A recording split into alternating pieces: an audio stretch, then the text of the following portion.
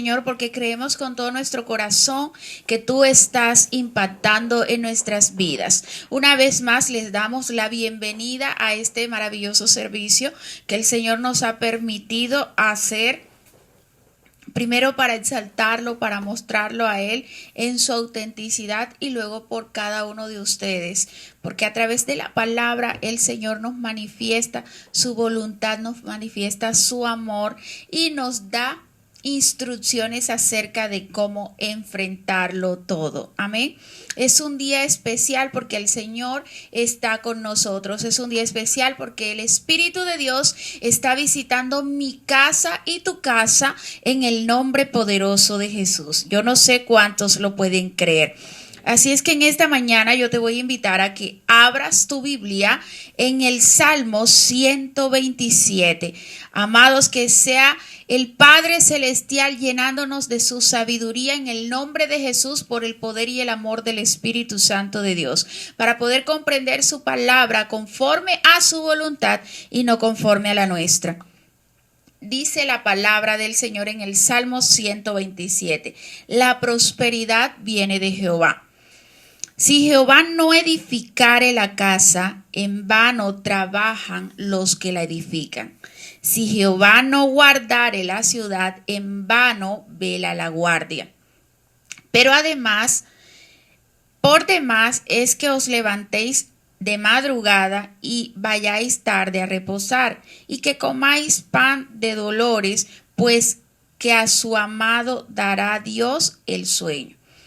He aquí, herencia de Jehová son los hijos, cosa de estima el fruto del vientre.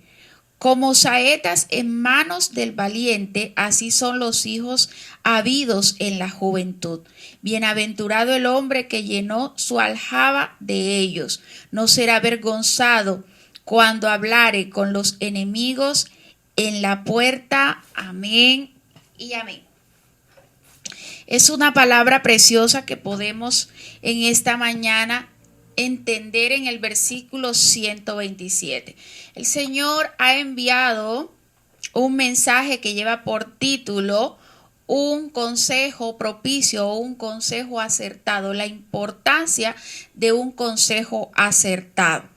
Realmente, amados, tenemos que tener en cuenta algo importante, y es que uno, todos los consejos no son buenos. Dos, todo el mundo no sabe dar consejos, de modo que este mensaje viene directamente del Señor para con todos nosotros, para que aprendamos a discernir. Hoy vamos a aprender de quién debemos recibir consejo y vamos a aprender qué consejos debemos rechazar. Hoy vamos a aprender qué es lo que verdaderamente es bendición de Dios en el nombre de Jesús. Así es que leyendo un poco pude ver que en una oportunidad un filósofo francés llamado Albert hace una reflexión acerca de lo que es el absurdo de la vida. Inicio con esto porque considero que este consejo de este hombre, o muchos consejos que este hombre dio, fueron pésimos a la sociedad y a la buena formación moral del cristiano. Entonces este hombre filósofo hace una reflexión del absurdo de la vida tomando como referencia un mito, entendiéndose por mito que es la exageración asombrosa de una persona, de un lugar o de una cosa. Entonces este hombre afirmaba que las personas tienen que vivir todo tipo de experiencias y rechazar las normas morales de la sociedad. Entonces, ¿por qué digo que daba pésimos consejos? Porque además, entre todas las cosas que este hombre decía, una de ellas era que el hombre rebelde era el hombre que verdaderamente estaría satisfecho. Entonces, ¿por qué considero pésimos consejos de este varón? Porque sencillamente estaba instando a la sociedad a actuar en rebeldía, estaba instando a actuar no acogiéndose a ninguna ley, a ninguna norma, sino a hacer su voluntad. No había una anteposición de la voluntad del Señor por ninguna parte. Y todo consejo que nos conlleve a nosotros a pecado no es un consejo que viene de parte del Señor.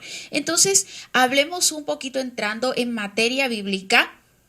acerca de las reflexiones de David, porque fue el rey David quien escribió el Salmo 127. Entonces, para el rey David habría sido fácil terminar dando consejos de este tipo si no hubiese tenido a Dios en su corazón. Pero como David tenía a Dios en su corazón, este hombre empezó a sacar conclusiones de una manera afortunada para dar consejos a su hijo Salomón, que fue a quien él escribió este salmo, acerca de cuál es la importancia de la vida, la importancia de los hijos y cuál es el camino que debe tomar una persona realmente. Entonces él le transmite a su hijo Salomón que merece la pena tener un proyecto de vida en sintonía con Dios. David había sido pastor de ovejas, David había sido un guerrero, había sido padre de familia, había sido un rey y había ganado grandes batallas en campañas militares, pero en algunos momentos hasta se vio obligado a huir de su hijo Absalón. Entonces más adelante veremos cuáles fueron los consejos que Absalón tomó de manera equivocada. Entonces él se comprometió, vemos cómo es la vida de David. David reflexionó en muchas cosas, entre esas cosas que fue un hombre que tuvo muchísimas mujeres, pero al final a todas las perdió.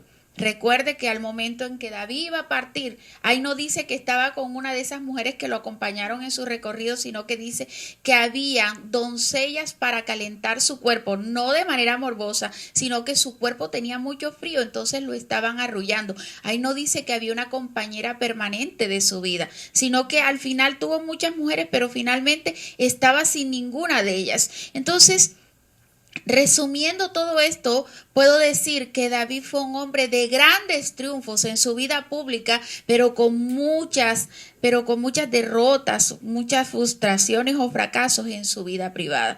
Fueron muchos equívocos, aciertos o desaciertos los que este hombre pudo tener en su vida. Entonces él empieza a meditar sobre los distintos caminos que las personas eligen para direccionar, su vida.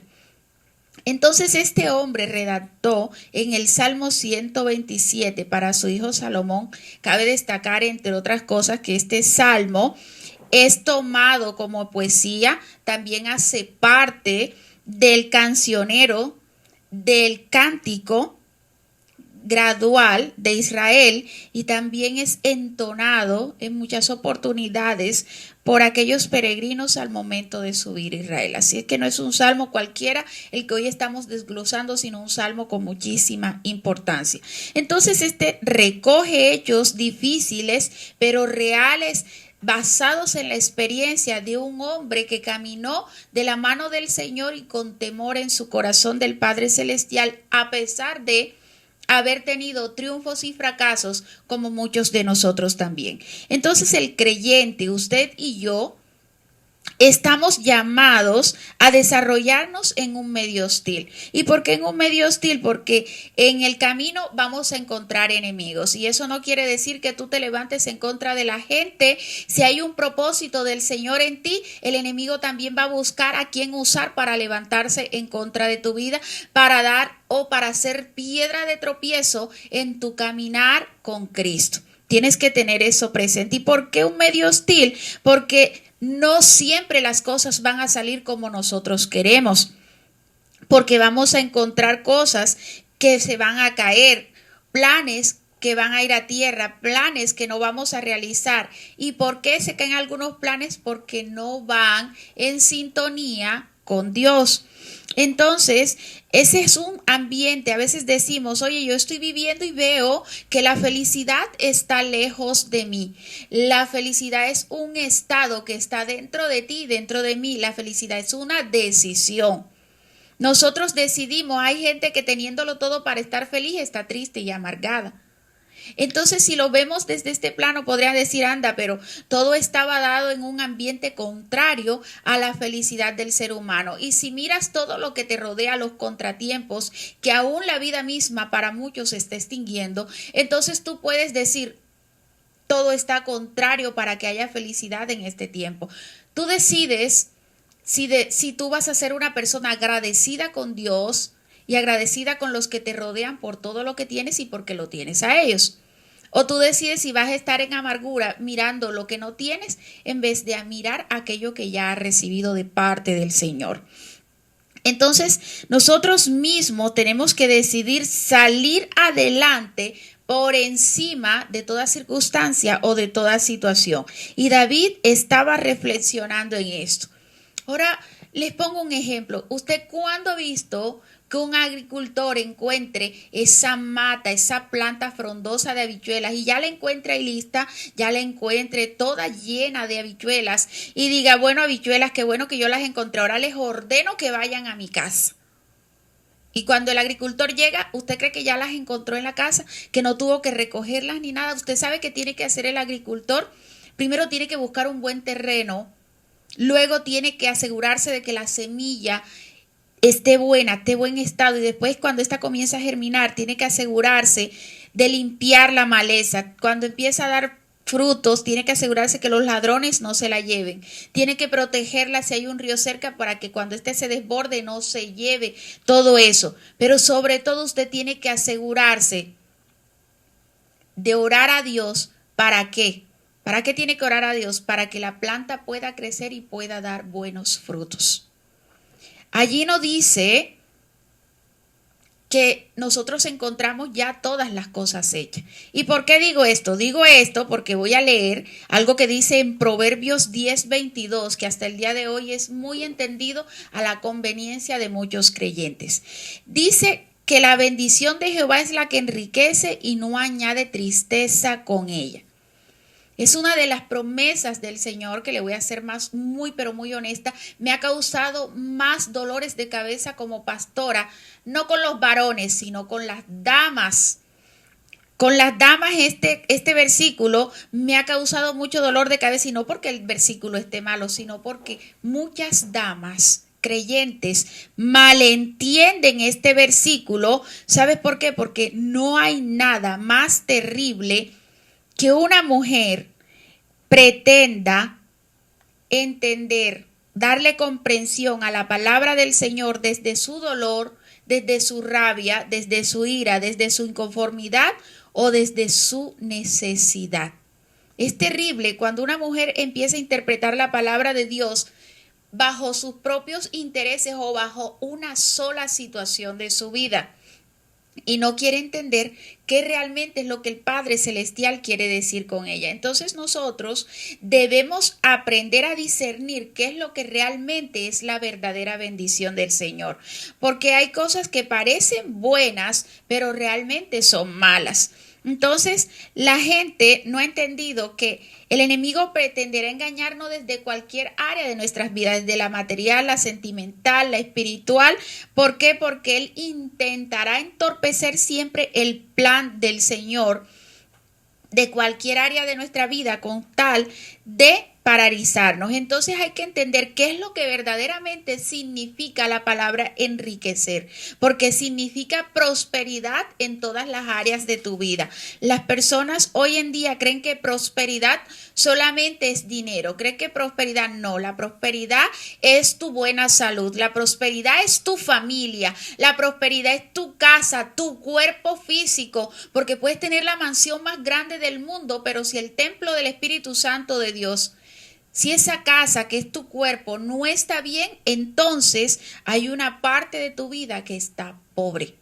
Y nosotros queremos recibir del Padre Celestial una riqueza integral, quiere decir en todos los aspectos de nuestra vida. Entonces, las personas toman este versículo y se apoyan en él de una manera equivocada y dicen y empiezan a llorar y dicen, si viene de Dios, si esto viniera de Dios, realmente yo no tendría por qué luchar para conseguirle. Si esto viniera de Dios, yo no tendría por qué trabajar tanto. Si esto viniera de Dios, yo no tendría por qué forzarme. Si esto viniera de Dios, entonces yo no tendría problemas. Ahora yo te pregunto por un instante.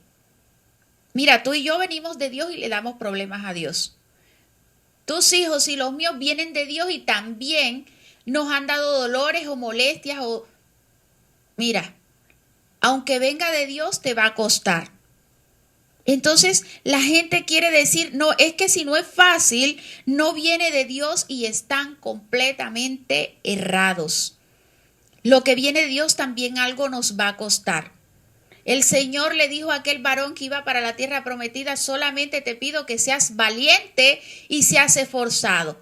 Y cuando Dios te dé ese versículo, es una promesa y la gente empieza, ay, Dios me dijo que sea valiente y esforzada. Dios me dijo que, mira, Dios te dijo eso porque sabe perfectamente que lo que está por venir no es tan fácil como tú te lo puedes imaginar.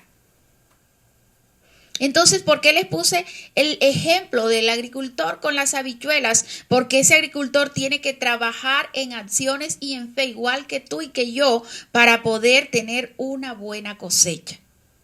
Pero tenemos que cuidar eso que nosotros estamos sembrando. Entonces, en alguna oportunidad conoció a una mujer que tenía muchísimos pretendientes alrededor de ella. Pero esta mujer pone sus ojos en un varón y dice, este es el hombre de la bendición, porque la bendición de Jehová no añade tristeza con ella.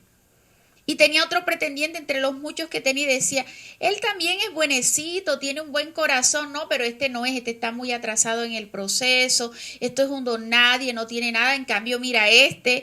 Se ha separado 2 veces, es verdad, se ha divorciado 2 veces, tiene 5 hijos, es cierto, pero tiene un gran empleo, tiene un buen automóvil, tiene una buena solvencia económica y como la bendición de Dios no añade tristeza, yo lo voy a coger a él porque yo no voy a tener ningún problema financiero en adelante y no voy a tener que estarme matando la cabeza por nada. Este es el hombre de la bendición definitivamente. Era una aparente bendición. Pero te diré algo, pasaron los meses y entonces apareció la sombra y la persecución de las 2 mujeres anteriores. Entonces aparecieron las visitas continuas, pero con despropósito del cielo, de los hijos del varón en la casa de esta mujer. De modo que lo que ella llamó prosperidad, que eran los bienes materiales, ya los tenía.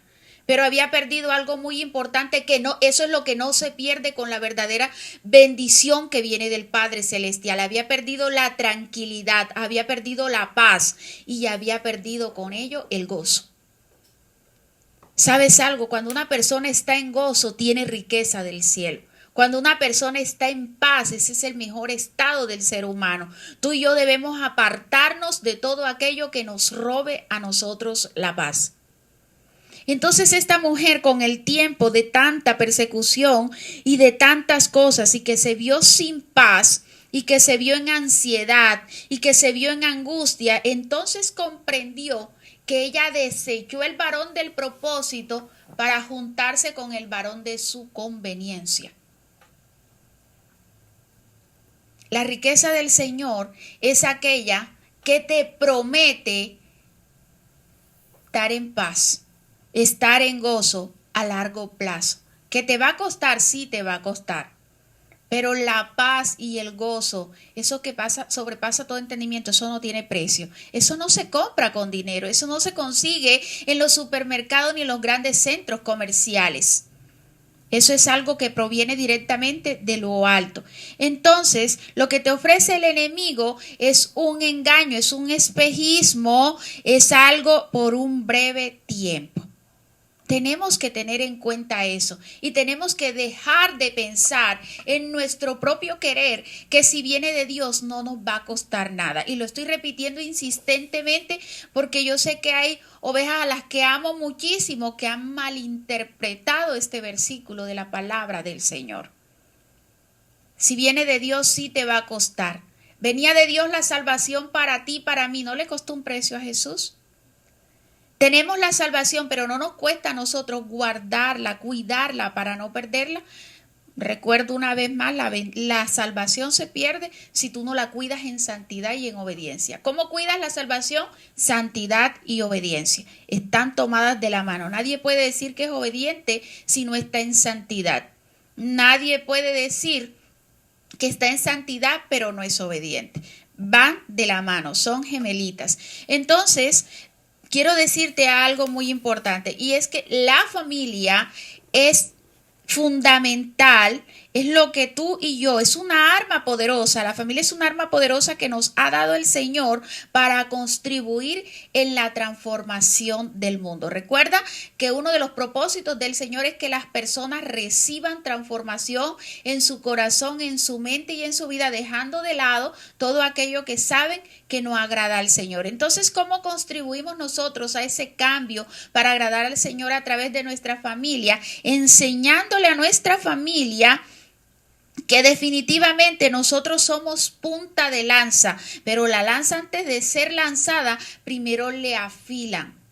¿Ves? Entonces que nosotros debemos ser esforzados. No podemos enseñarle a nuestros hijos, a nuestra familia, que ellos solamente abren la boca y allí está todo. ¿Sabes por qué? Porque tú y yo no somos el Dios de nuestra familia. Nuestra familia también tiene que aprender a conocer a Dios. A nuestros hijos también tenemos que enseñarles el valor más que material, sino el valor sentimental y el valor que viene del cielo de todas las cosas. No debemos darle todo ahí como si que no les cueste nada, porque no le podemos enseñar eso a nuestros hijos, porque tú y yo no sabemos el día que el Señor nos va a llevar con Él. Y entonces nuestros hijos van a quedar convertidos, discúlpeme la expresión, en unos buenos para nada, porque usted y yo le solucionábamos todo. Entonces debemos enseñarle a nuestra familia, a nuestros hijos, a nuestros padres, a nuestras hermanas, hermanos, sobrinas, sobrinos, primos, a todo el que nosotros podamos, que nosotros somos llamados a ser esforzados, que somos llamados a ser valientes, que somos llamados a ser diligentes. Porque esto hace parte de un cambiar para Dios de manera integral. Nosotros no podemos ser cristianos egoístas. ¿Cómo es un cristiano egoísta? Ese que se convierte solo y se mete en una coraza y en su casa camina creyéndose que es mejor que todo el mundo. No. David no se creía mejor que sus hermanos. David tenía un llamado diferente al de sus hermanos. Pero sabes una cosa, cuando te conviertes en ese cristiano que da de gracia lo que de gracia recibe, no cuando te vuelves un intenso pretendiendo en tus fuerzas que todo el mundo haga tu voluntad, no. Cuando tú con amor sabes transmitir y también con exhortación, porque no así decirlo, porque así está en la palabra, con amor, porque la exhortación con amor es la que edifica, la exhortación sin amor apesta, porque no es de ayuda para transformar el corazón de nadie. Entonces todas esas cosas debemos enseñarle a nuestros hijos. ¿Por qué? Porque David dice ahí en el Salmo 127 que nuestros hijos son como flechas. ¿Y por qué nuestros hijos son como flechas? Porque en algún momento ellos van a ser lanzados a un mundo que está lleno de tinieblas. Pero qué diferente es cuando tus hijos se lanzan al mundo, pero tus hijos van preparados, van primeramente con temor de Dios y luego saben que todo lo bueno tiene un valor, que todo lo bueno requiere de constancia, que todo lo bueno que viene del Señor requiere de permanencia de nosotros. Entonces, qué bueno es que nosotros los lancemos y podamos tener como padres o como hermanos o como hijos esa tranquilidad de que esa persona fue lanzada al mundo, se fue a vivir su propia vida, se fue a vivir su propia historia, pero con valores y con principios bíblicos. No como decía al comienzo, a manera de introducción, cuando dije que el filósofo dijo que la gente tiene que experimentar de todo. No, nuestros hijos y nuestra familia deben entender algo importante y nosotros mismos también. Y es que no tenemos que probar de todo, que la palabra del Señor dice que aunque todo aquello que hagamos, sí, Dios no nos va a detener, podemos hacer muchísimas cosas, pero no todo nos es lícito, no todo lo que hagamos es bueno. Entonces, David da este salmo a Salomón para darle una gran enseñanza. No solamente se la dio a Salomón, también nos sigue dando enseñanzas a través de ese salmo a todos nosotros y a todo aquel que lee la palabra del Señor con entendimiento. ¿Sabe por qué? Él le enseñaba en este salmo que no es suficiente vivir solo para el momento. ¿Qué tal que digas, hoy es un día maravilloso, mañana no sabemos qué va a suceder? Por esa razón me gasto todo lo que tenga en efectivo, me gasto todo lo que tengo en la nevera, me gasto todo con lo que cuento, pero ya mañana te quedas sin nada, ¿verdad? Entonces no podemos vivir por el momento. Entonces nosotros debemos dejar de estar inventando salidas de emergencia. ¿A qué me refiero con salidas de emergencia? Cuando nosotros hacemos planes rapidito, a corto plazo, sin importar si es o no la voluntad del Señor. Nosotros debemos tener un plan de vida, pero tomados de la mano del Señor. Debemos de dejar de estar buscando falsas alegrías, alegrías momentáneas. Porque esas realmente te pueden dar alegría por un momento, pero te van a añadir tristezas futuras. Debemos de dejar de llevarnos por la corriente revoltosa del momento. De modo, no, llegó alguien corriendo a buscarme a mi casa en este momento que nadie puede salir, pero como llegó un carro chévere, yo me voy a dar una vuelta, sin importar que los que estén dentro del carro puedan estar contaminados. Amados, tenemos que ser prudentes en este y en todos los tiempos, porque es necesario enseñarle a nuestra familia, especialmente a los hijos. Y quiero que me escuches bien, amados, amadas, para que esta palabra no sea mal interpretada. Hay que enseñarle a nuestra familia, aún familia de nosotros, que es mayor que nosotros, está en estado de inmadurez y requiere de enseñanza y requiere de aprendizaje. Yo soy de las personas que cree, que piensa que el ser humano está en constante aprendizaje. Todos los días nosotros tenemos algo que aprender y entender nosotros y aceptar que siempre habrá una persona con mayores habilidades que nosotros. Y eso no significa que seamos menos que nadie, significa que debemos aprender a reconocer las habilidades de otros para que las nuestras también sean reconocidas. Esto también se lo debemos enseñar a nuestras familias y enseñarles también que no es compromiso de otros resolver nuestros problemas, que no es compromiso de otro darle vida a nuestras pataletas, no. Este es el principio que debemos aplicar si realmente amamos a nuestra familia para que los tuyos labren sólidamente una vida con propósito. ¿Sabes que esa gente que todo se lo dan vive una vida en despropósito? Viven el día a día, solamente vivo hoy por hoy. Hoy se presentó esta situación, alguien me lo va a resolver, mi mamá me lo va a resolver, mi papá me lo va a resolver, mi hermana, mi hermano, mi tía, mi primo, alguien me lo va a resolver. Y así las personas se acostumbran a vivir de muletilla en muletilla. ¿Y por qué menciono la familia como parte de la prosperidad de Dios? ¿Sabes por qué? Porque nosotros, el que tengamos a nuestra familia sana, el que tengamos a nuestra familia completa, significa que somos prósperos. La familia hace parte de nuestra prosperidad. ¿Qué sería de nosotros si cuando se nos muere un familiar? Créeme que hace falta un pedazo importante de nosotros cuando un familiar parte. Y aun cuando sepamos que este familiar se fue con el Señor, hay una parte incompleta de nosotros, hay un dolor que es más fuerte que un dolor físico. Por supuesto que con el tiempo y con la ayuda del Señor, el Señor nos va a ir sanando ese dolor.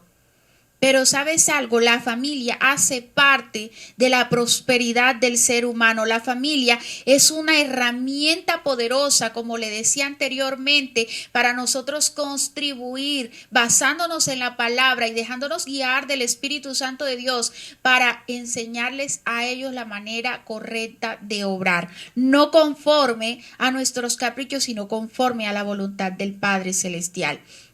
En el versículo 127, David aclara que sin Dios cualquier proyecto de vida es en vano. ¿En qué versículo? En el versículo 2, cuando dijo, si Jehová no edifica la casa, en vano trabajan los que la edifican. Y también dijo, si Jehová no guarda la ciudad, en vano vela la guardia. También dijo, aunque madruguen y aunque no reposen, en vano es su trabajo si Dios no está en el asunto, amados. Podemos tener el proyecto más maravilloso y poderoso de la vida en nuestras fuerzas y puedes decir, puedo hacer el proyecto que yo quiera porque es que ya tengo tantas carreras encima, porque es que ya tengo posgrados, porque es que ya tengo especializaciones. Si no metes a Dios en el asunto, puedes llenarte de toda la letra y el conocimiento, pero no pasará nada. ¿Y sabes por qué no pasará nada? Porque Dios tiene que hacer parte de nuestros planes, porque finalmente este hombre sentía que estaba llegando a lo último de su vida y empezó este hombre a reflexionar sobre su infancia, a reflexionar sobre su juventud y sobre todas aquellas etapas de su vida en el momento en que escribía este salmo. Entonces empezó David a reflexionar sobre todo lo vivido y empezó a acordarse de lo que vivió en casa de su padre Isaí. Empezó a traer a su memoria aquel momento en el que él trabajaba cuidando los rebaños y los hermanos trabajaban haciendo oficios más importantes. A él lo tenían como aquel jovencito, así como cuando en casa hay alguien que envían a hacer todos los mandados, al que cuida los animalitos. Ese era David en su casa.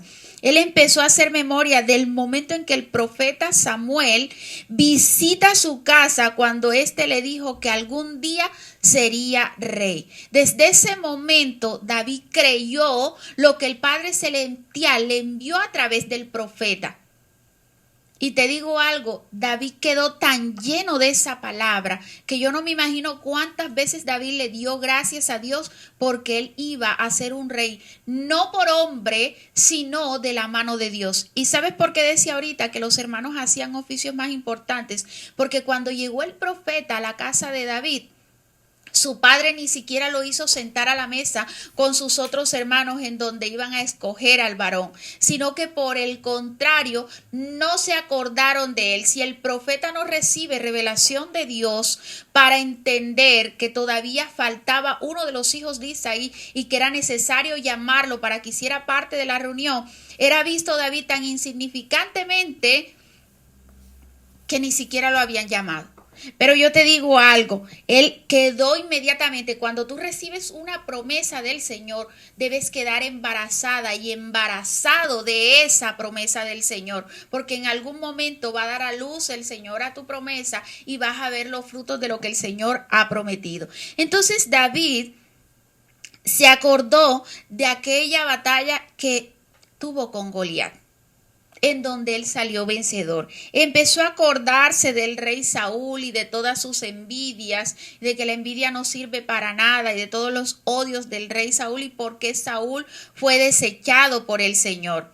Y empezó a traer memoria que muchísimas veces él tuvo que huir al desierto. Entonces, ¿por qué empezó a hacer memoria de todas estas cosas? Él empezó a hacer memoria de todo esto para exaltar que en todos y en cada uno de los episodios de su vida, él contó con la compañía y con el respaldo de Dios. Cuando David estuvo en necesidad y en escasez, la provisión vino de parte del Señor. Cuando David estuvo en campañas de guerra, recibió la victoria de mano del Señor. Cuando David venció a Goliat fue porque no fue en sus fuerzas ni contando con armadura de hombre, sino contando con el poder de Jehová. Entonces el Señor le dio un corazón conforme al de él, dice la palabra. Y muchos dirán, ¿pero cómo hizo eso? Claro que sí, el Señor hizo eso. David en agradecimiento, hubo un tiempo en que ellos adoraban al Señor, era en una carpa. Esa carpa la cargaban para todos lados y él en agradecimiento en un momento de su vida, porque el Señor había hecho tantas y tantas cosas por él, decide edificar casa para el Señor. Pero el Señor le dice, tú no edificarás casa para mí, sino que yo edificaré casa para ti. David estaba viendo el poder no solamente del Señor, sino también el amor del Señor en todas y cada una de las cosas, ¿verdad? Entonces él recordó todo su pasado con luces y con sombras, las cosas buenas y las cosas malas. Él pudo y sigue asegurando a través de la palabra de Dios que la compañía del Señor es constante para todos aquellos que tienen temor de Él y caminan bajo obediencia. Eso también es para nosotros. Cuando nosotros caminamos de la mano del Señor, haciendo la voluntad del Padre Celestial y dejándonos guiar de su Santo Espíritu, yo quiero decirte que vas a tener recompensa en tu vida. No hay sacrificio de obediencia de nosotros que se quede sin recompensa para el Señor. Cuando el Señor ponga en tu corazón el querer como el hacer, hacer de algo en su obra, para su obra, no limites lo que el Señor quiere hacer en tu vida. ¿Sabes por qué? Porque cuando el Señor demanda algo de nosotros es porque nos quiere dar más de lo que nos está pidiendo. Y la gente cree que pedir solamente me refiero a cosas materiales. ¿Cuántas veces el Señor no te ha pedido oración en la madrugada, pero tú te vuelves a arropar porque es el momento en que más hace frío y es rico estar acostado? Te aseguro que si tú te levantaras, aunque hiciera mucho frío en ese momento, aunque tuvieses mucho sueño, ese sacrificio va a traer recompensa de parte del Señor para tu vida y por aquellas personas por las cuales tú intercedas. Entonces David nos demostraba eso y nosotros tenemos que hacer proyectos, pero tenemos que incluir a Dios en nuestro plan de vida. ¿Sabes por qué? Porque Él es el que activa y hace próspera todas y cada una de las cosas que nosotros podamos inventar en nuestra fuerza. Más bien nosotros dejemos de estar inventando tanto y empecemos a orar al Señor. Señor, pon en mi sueño tus sueños, pon en mi mente tus planes y pon en mi corazón tu temor para llevar a cabo los planes que tú pongas en mí, no conforme a mi querer o a mi egoísmo, sino conforme a tu voluntad. Debemos poner al Señor en todo, debemos contar con Él en todo y debemos escoger aquellas cosas con las cuales nosotros vamos a agradarlo a Él. Cada plan de tu vida que hagas, pregúntale un instante al Señor, Señor, ¿y esto en qué bendice tu obra? ¿Esto en qué bendice el establecer tu reino? Lo que yo estoy haciendo, lo que yo voy a hacer, ¿en qué bendice, Padre, todas las bendiciones que tú me das a mí? Entonces tenemos que aprender de este hombre que tuvo tantas y tantas vivencias, pero todas fueron de la mano del Señor. Por supuesto que en algún momento se equivocó, por supuesto que en algún momento pecó, por supuesto que en algún momento quiero decirte que aunque Dios dijo que este es el hombre conforme a mi corazón, también lo disciplinó, porque Dios al que ama disciplina. Nosotros los seres humanos no podemos pensar o pretender hacer cosas que no estén bien delante del Señor y que no vamos a recibir una disciplina de parte del Señor por eso. Entonces tenemos que aprender a tomar decisiones en sintonía con la voluntad del Señor. Tenemos que aprender de aquel que si nosotros sí podemos regar la planta, podemos sembrar la planta, ¿verdad? Pero quien va a hacer que la planta crezca y que ésta dé suficiente fruto, abundante fruto, es Dios. Dios determina si cada proyecto de tu vida va a ser próspero o si no lo va a hacer. Créeme que si no es conforme a su voluntad, entonces irás de tropiezo en tropiezo. Y qué diferente es cuando viene de la voluntad del Señor la bendición, pero aunque te cueste un poco, vas a ver y vas a disfrutar de todo lo que estás haciendo. Entonces, amado, David estaba dando un consejo de sabiduría a su hijo Salomón.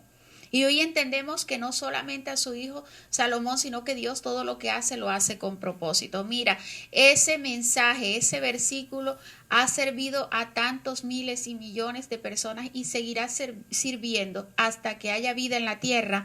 ¿Por qué? Porque provino del cielo y provino de un corazón sincero y de un corazón honesto en ese momento. Este hombre en el versículo 3 dice que los hijos son herencia de Jehová, son frutos para felicidad y no para vergüenza. Es ahí la importancia de que tú pongas en tus hijos buenos consejos para que tus hijos sean de felicidad y no sean de vergüenza, porque desafortunadamente hay hijos que llevan a sus padres a lágrimas y a vergüenzas. Entonces este hombre ya había vivido una amarga experiencia con uno de sus hijos llamado Absalón, porque Absalón no tuvo en cuenta los consejos ni todo lo que su padre hizo por él, sino que más bien depositó su confianza en un traidor llamado Aitofel. Le dijo: aprovechemos que David está viejo, aprovechemos que David está enfermo y que está débil, tomemos 12,000 hombres y vamos a atemorizarlos y vamos a hacer con todo este poco de hombres que nosotros vamos a llevar, que todos los que están con David lo abandonen y lo dejen solo. Y sabe que dice la palabra del Señor, dice que a Absalón le pareció bueno este consejo. Imagínense, a Absalón le pareció bueno un consejo que era para acabar con su propio padre. el hombre le decía, hagamos esto y apodérate de todo lo del rey David y tómalo como tuyo. Pero ya él le pareció bueno este consejo, pero decidió además de eso buscar el consejo de otro hombre.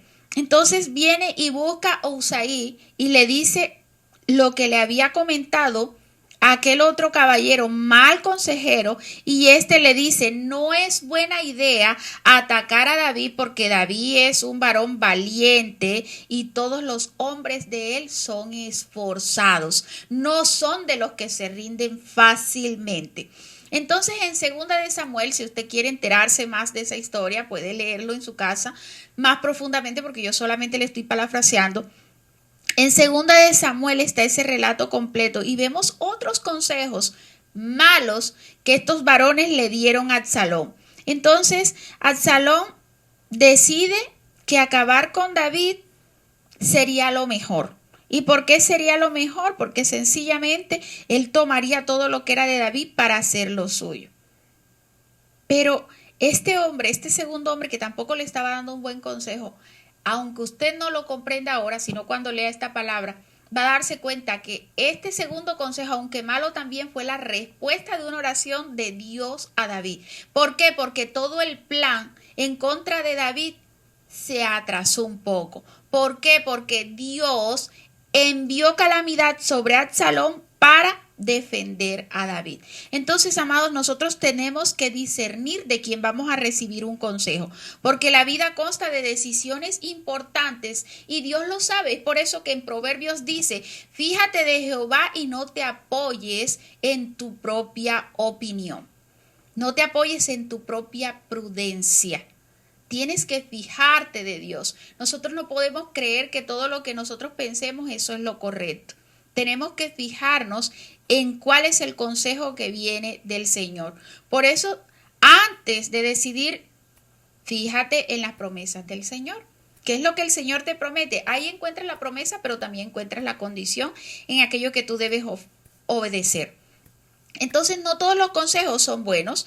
Algunos son de perdición y algunos son bajo la conveniencia del consejero.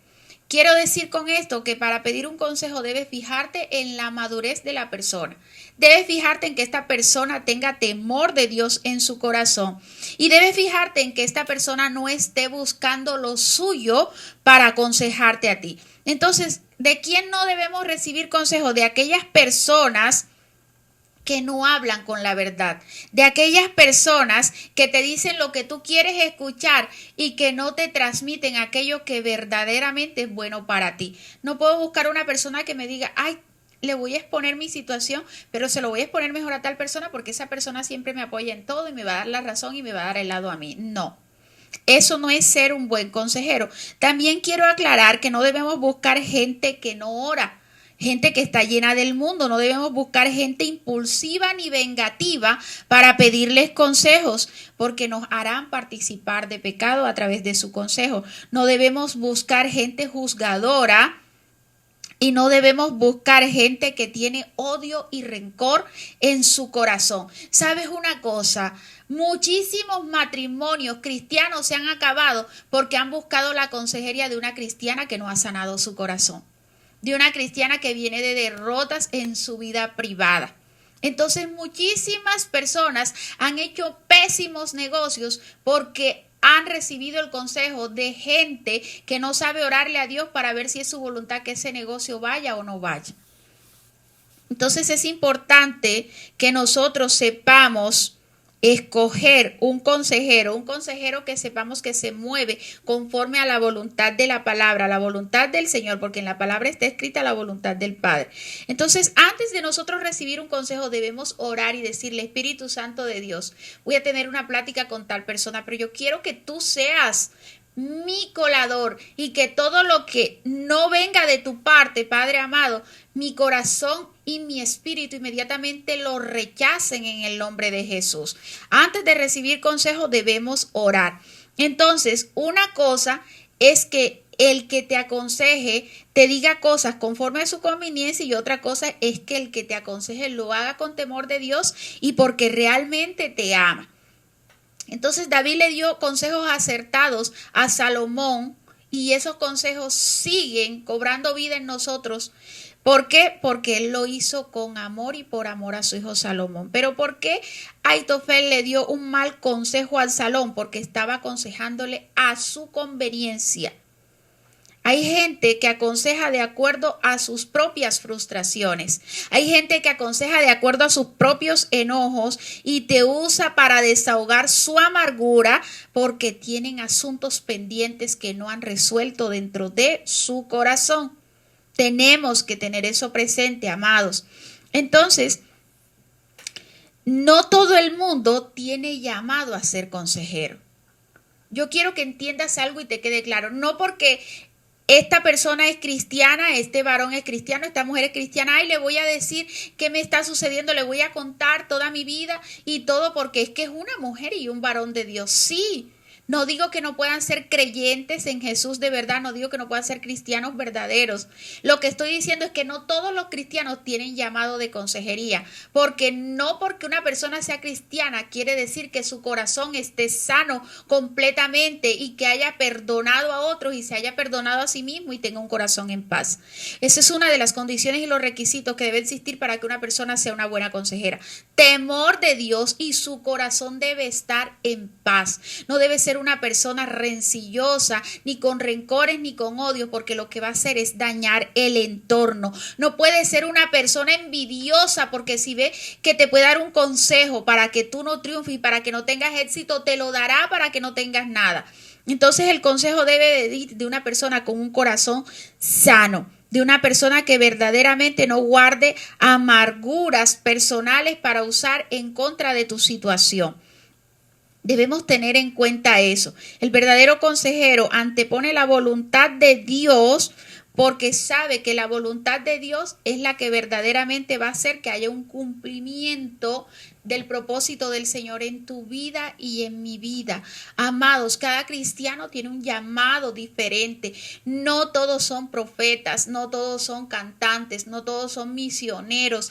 Debemos entender a qué es aquello que verdaderamente el Señor nos está dando y a qué nos ha llamado el Señor. ¿Por qué? Porque podemos estar desenvolviéndonos en un campo espiritual diferente al que verdaderamente Dios nos ha llamado a trabajar en su obra. Recuerden que todos nosotros debemos orarlos y quiero que quede este mensaje en la tabla de tu corazón y en tu mente para que lo puedas tener en práctica. Mira, consejeros es lo que sobra. Todo el mundo termina desde el momento en que tú, quiero que me escuches bien, desde el momento en que tú empiezas a contarle desbocadamente tu vida a cualquier persona, le estás dando el derecho para que empiece a darte consejos. Desde el momento en que abres tu boca para contarle tu vida, no le podemos estar contando nuestra vida y nuestras cosas personales, nuestras cosas íntimas a cualquier persona. Debemos discernir en quién vamos a depositar nuestra confianza. Y también tenemos que ser prudentes porque cuando alguien deposita su confianza en nosotros, tampoco debemos traicionar esa confianza. Entonces, no lo digo por alguien en especial, no lo digo a manera de juzgar, pero amados, hay muchísimas cristianos y cristianos que van de casa en casa dando consejería, pero la consejería de la primera casa la saben en la última casa. Entonces ese no es un consejero. Si ves, el consejero debe guardar algunos secretos. Si puede comentar algo, entonces encontramos cómo gente se resiente porque aún en grandes púlpitos han dicho con nombre propio la historia de alguien y eso no está bien. Escucha y que te quede claro. No le prestes tu boca y tus oídos a cualquiera, porque no todo el mundo sabe dar consejos y no todo el mundo tiene ese llamado. Y porque gente para dar consejos inapropiados es lo que sobra. El enemigo también usa esas bocas para hacernos equivocar.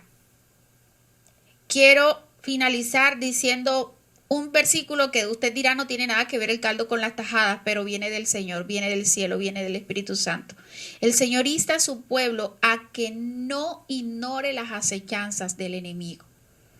No crea que porque estamos guardados en casa el enemigo no está tendiendo trampa. Aún, no sé a quién le dice el Señor esto, aún a la puerta de tu casa el enemigo quiere enviar una trampa. Así que aprende a discernir. Amados, vamos a orar en esta mañana, vamos a darle gracias al Señor por este tiempo.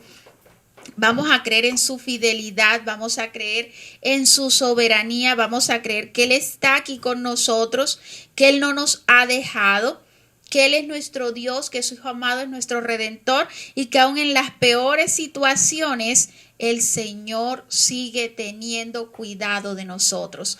Amados, nuestro lema desde la semana pasada es: creamos en la fidelidad del Señor y en la soberanía del Señor, porque aunque no entendamos muchas cosas de las que están sucediendo, te va a ayudar a bien si tú amas al Señor y me va a ayudar a bien porque estoy amando al Señor. La única condición para que te ayude bien es que tú ames al Señor. Así es que vamos a orar en esta mañana de manera inmediata cuando esté haciendo la oración por las peticiones.